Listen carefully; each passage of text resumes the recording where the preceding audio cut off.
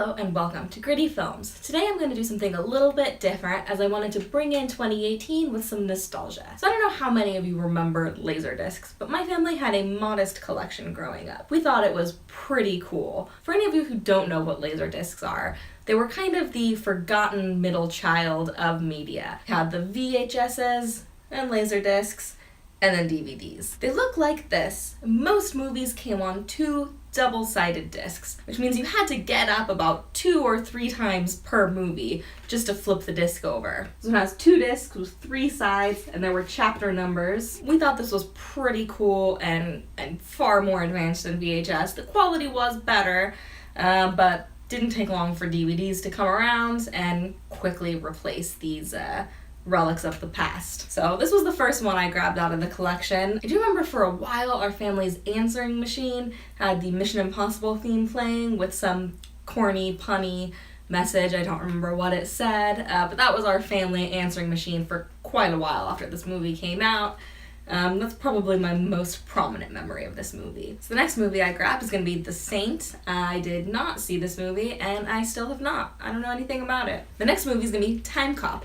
I have never seen this movie, but judging by the back, I really kind of want to. Takes place in 2004, time travel's real. Yeah, it looks kind of awesome. Very campy. Alright, now I have a Mel Gibson classic, The Man Without a Face. Have not seen this one. That's about all I have to say. I really don't know anything about this one.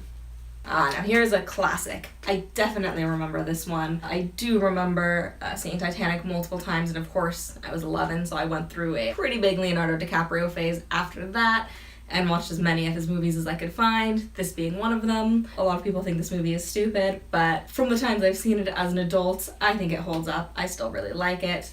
That said, I haven't seen it in at least 10 years, possibly even when it was on this LaserDisc, so it's been a while.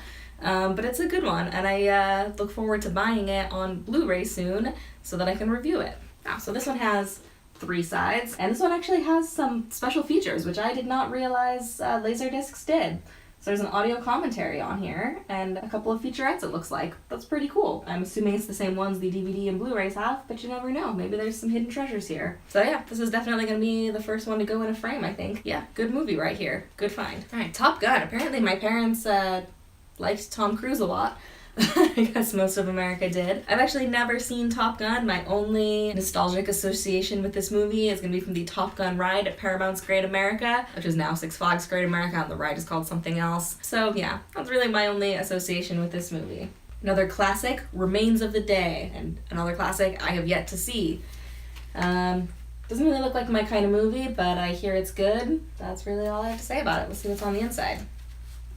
Oh, this one doesn't open up, just has 2 shoved in there. Alright, Remains of the Day. And another 90s action classic, The Fugitive with Harrison Ford. I've actually never seen this one. I've seen enough references to it to feel like I have, but I have never seen The Fugitive. Should I? Let me know. Now here is a classic that I definitely remember.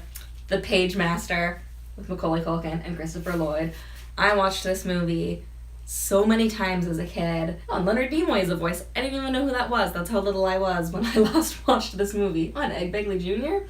Patrick Stewart? Okay, and Whoopi Goldberg. I just got excited like a little kid all over again, even though, from what I recall, this movie is awful. How Did This Get Made did an episode on it, and it was nostalgic and amazing. My family went to the video store, some small little local video store that had LaserDiscs. Almost every weekend we would go, and the whole family, we'd all pick out a movie and spend the weekend watching movies. It was great. But I definitely remember every week for quite a while picking the Page Master until we finally bought it. Judging by the barcodes, I'm kind of guessing we bought this used from a video store. But yeah, Ardentown Video, look at that.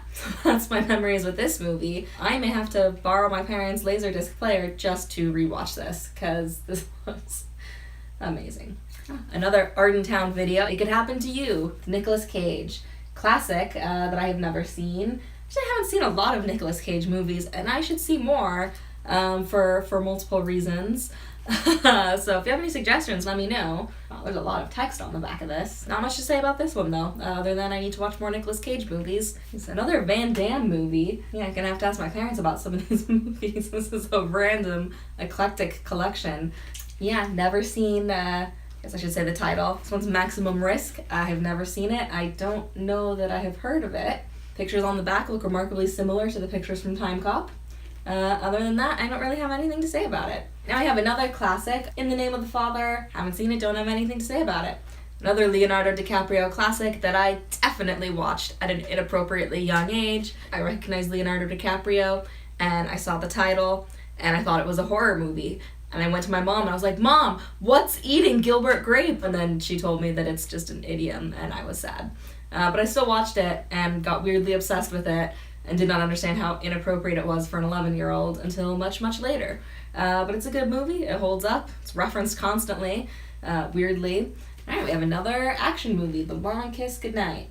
This time I'm assuming it's an action movie by all the guns on the back. Yet again, I have never seen this one. Alright, next we have another Mel Gibson movie, Maverick. Never seen it, don't know too much about it. Another Ardentown video purchase. Yeah, literally don't know anything about this movie. So that's that. 90s romantic comedy classic, Four Weddings and a Funeral.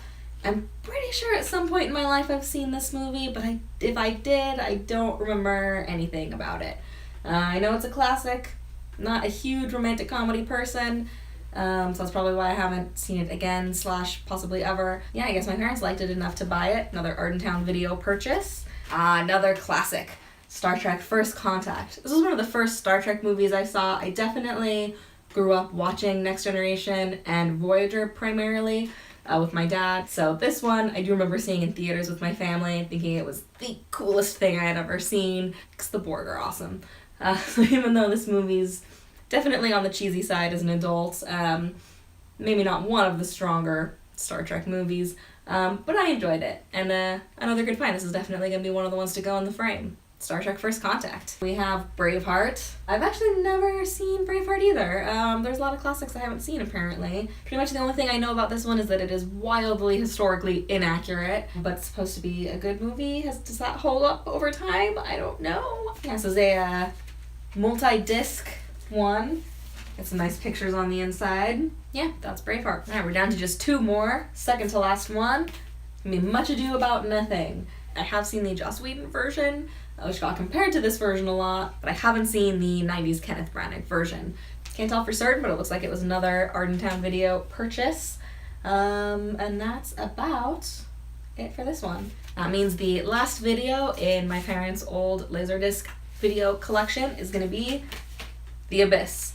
This is probably the one I'm most ashamed to have never seen, but I've never seen The Abyss. And I'm surprised my parents own it. They're not, aside from Star Trek, not the biggest sci-fi fans ever. We've got another multi-disc version, lots of pretty pictures. Doesn't look like any special features or anything.